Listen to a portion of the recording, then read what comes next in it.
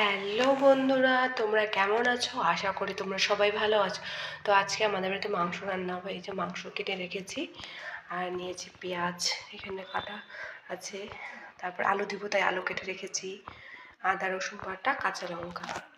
তো রান্নাটা দেখতে থাকো। ধরো আমি সরষের তেল দিয়ে দিচ্ছি কড়াইতে, এখন পেঁয়াজ দিয়ে দেবো।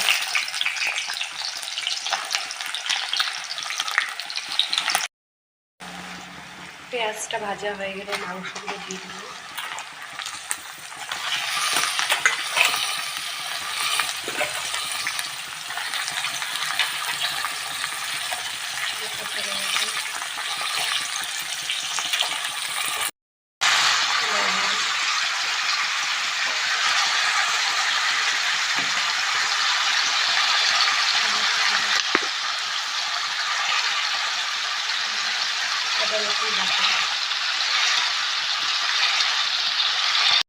বন্ধুরা, আমি আলুগুলো দিয়ে দিচ্ছি। এখন ওই যে পানি দিলাম।